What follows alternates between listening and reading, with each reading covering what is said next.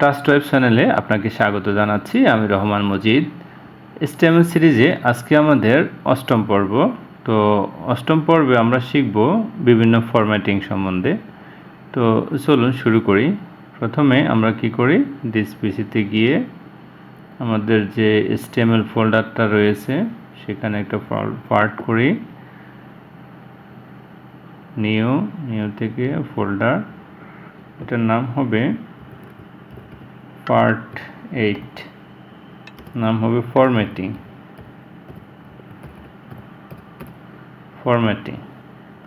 এখন তার ভিতর আমরা কি করি, যে এটার ভিতর আরেকটা ফাইল নিতে হয় আমাদের, index.html। এটা টেক্সট ফাইল, index.html।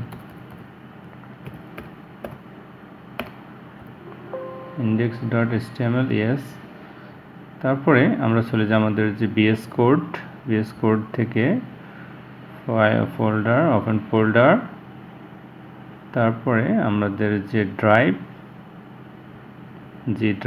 HTML, তার ভিতরে আছে পার্ট 8 ফরম্যাটিং। আমরা এটা ওপেন করি।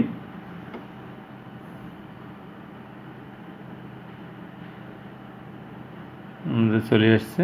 এখন আমরা ইন্ডেক্স ডট যদি দিই, এখানে কিছুই পাওয়া যাবে না।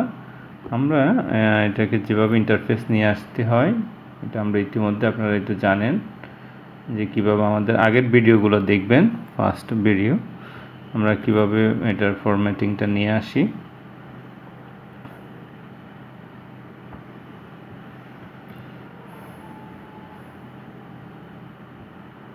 কন্ট্রোল আমাদের যেটা আছে, ইন্টারফেসটা চলে আসবে।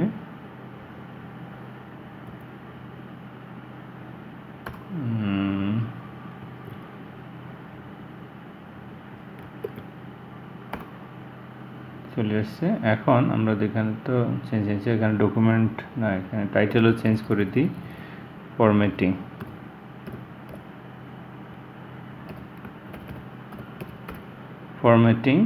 তারপরে আমরা এখন যদি আসি,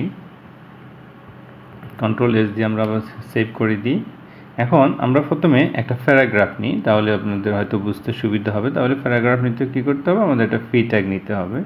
ফি ট্যাগের ভিতরে আমরা কি করি, আমরা লরেমের যেটা 20 ওয়ার্ড নিই, লরেম 20 লিখে এন্টার দিলে আমাদের 20 ওয়ার্ড চলে আসবে। একটু বড় হয়েছে, আমি এটাকে ভিউ থেকে ওয়ার্ড ড্রাইভে দিই, তাহলে মোটামুটি আমাদের এরিয়ার ভিতরে চলে আসবে। এখন আমি যদি চাই যে আমাদের এটা একটা কেমন দেখায়, আমরা যদি কন্ট্রোল এস দিয়ে সেভ করে আমাদের যেটা লাইভ সার্ভারে দেখি,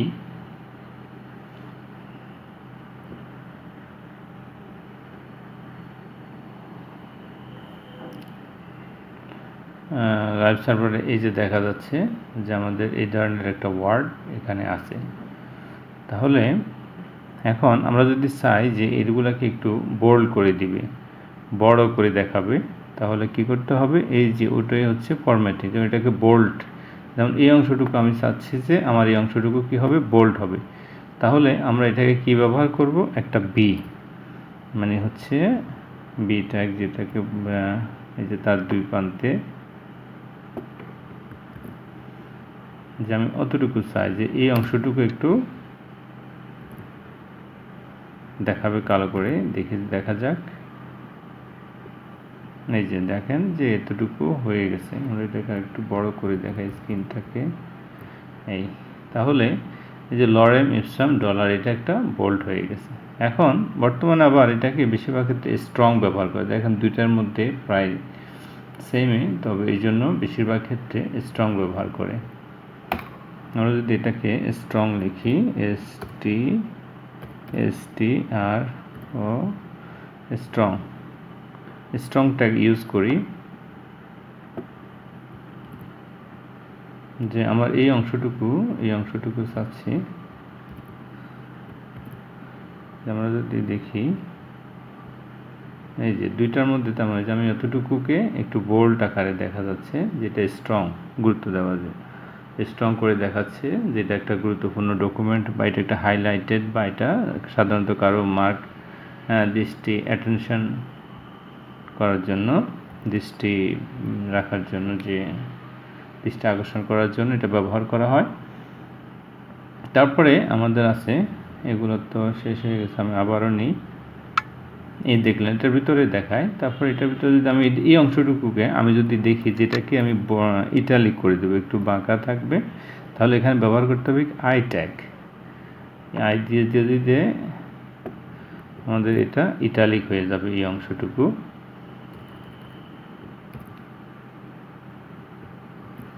দেখুন এই যে এটা একটু কেমন একটু বাঁকা ইটালিক যেটাকে বলা হয়, যে এরকম ইটালিক হয়ে গেল।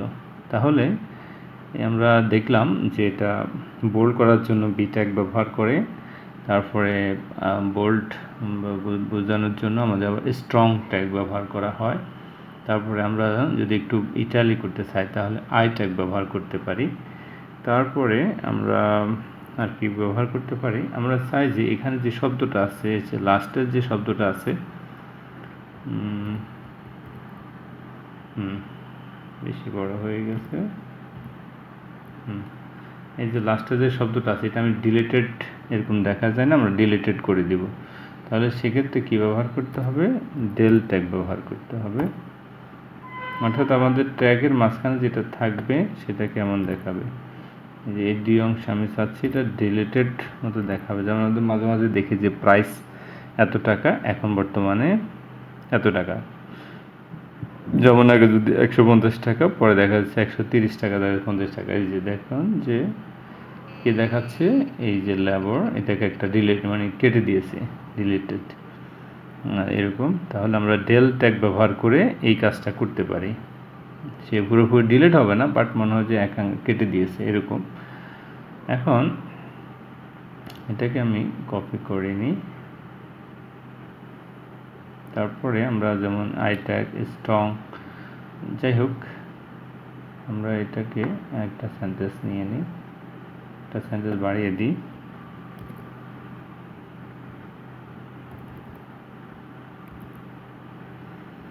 এখন আমরা যদি এটাকে চাই, যেমন আরেকটা ট্যাগ ব্যবহার করতে পারি, এটা হলো সুপারস্ক্রিপ্ট সাবস্ক্রিপ্ট।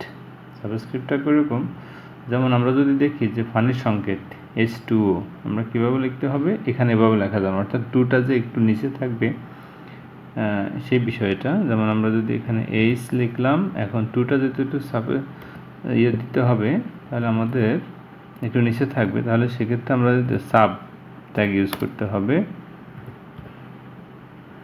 চলে আসছে সাব, তাহলে সাবের ভিতরে আমরা দেব টু, অর্থাৎ টুটা এখানে নিচে থাকবে। তারপরে আমাদের থাকবে ও, H2O, কন্ট্রোল এস। আমরা যদি দেখি কি লেখা হচ্ছে, এই যে দেখেন H2O, H2O দেখা যাচ্ছে এখানে, এই যে দেখানো যায় H2O।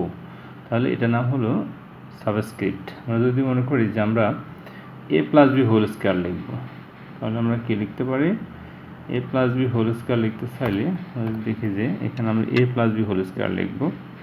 তাহলে আমার A+B, আর যদি হোল স্কয়ার যদি দিতে চাই তাহলে আমাকে এখানে উপরে দিতে হবে, তাহলে এটা হবে সুপারস্ক্রিপ্ট,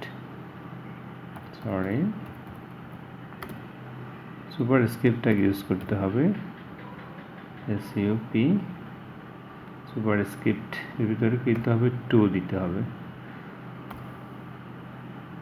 2 বা 3। আমরা যদি ঘন করতে চান তাহলে 3 হতে পারে। যে কি, এই যে দেখেন যে এখানে এই যে দেখাচ্ছে যে এটা একটা A+B হোল স্কয়ার।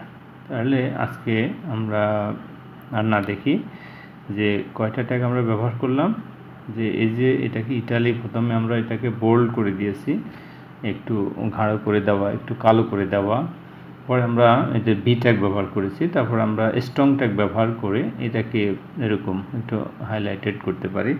আচ্ছা, আরেকটা দেখায়, সেটা হচ্ছে হাইলাইটেড শব্দটা আমরা যে মাঝে মাঝে মার্কার ব্যবহার করে যে এটাকে হাইলাইট করতে, আমি চাই যে এই লাইনটা আমি মার্কার মতো ব্যবহার করব। তাহলে সেক্ষেত্রে এখানে মার্ক নামে একটা ট্যাগ আছে, সেই মার্কটা আমরা ব্যবহার করতে পারি।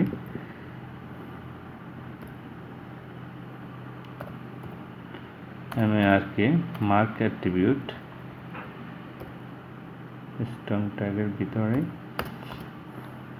আমরা এই লাইনটাকে চাই, যেটাকে আমরা মার্ক করে দেব মার্ক অ্যাট্রিবিউট আসছে না কেন? যেমন আমরা যদি দেখি মার্ক আসছে, এই মার্ক একটা সিঙ্গেল অ্যাট্রিবিউট।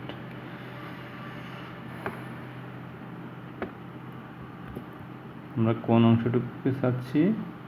এই অংশটুকুকে চাচ্ছি যে এটার ভিতরেই থাকবে। সরি, একটু ডিস্টার্ব হচ্ছে। আমরা এখানে লিখি যে মার্ক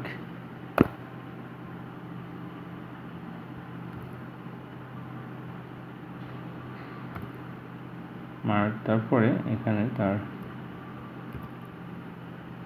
করে দিয়ে তারপর আমরা যদি এটাকে দেখি, দেখেন এই যে আমরা মাঝে মাঝে যে হাইলাইটার ব্যবহার করি, এরকম একটা দাগ আপনি দিয়ে দিতে পারেন। তাহলে এটা কিভাবে সম্ভব? মার্ক নামে মার্ক নামে একটা ট্যাগ আছে, এই ট্যাগের মাঝে যেটা দিবেন সেটা এরকম আপনার কালার ভাবে হাইলাইটেড করে দেখাবে। এটা হচ্ছে আপনার ফরম্যাটিং, আমরা কতভাবে ফরম্যাটিং করতে পারেন। তাহলে আজকে আমরা কতগুলো ট্যাগ শেখা হয়ে গেল আমাদের বন্ধুরা।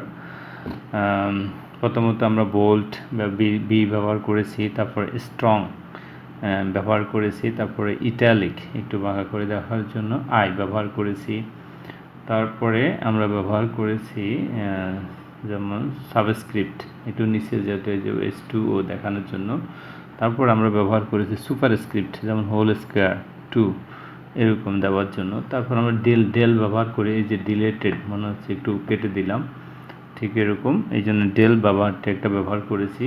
তারপর এটাকে হাইলাইটেড করার জন্য আমরা মার্ক নামে যে ট্যাগটা ব্যবহার করেছি। তাহলে আমরা ধীরে ধীরে কিন্তু আমাদের আমরা এর আগে অনেকগুলো ট্যাগ ইতিমধ্যে শেখা হয়ে গেছে।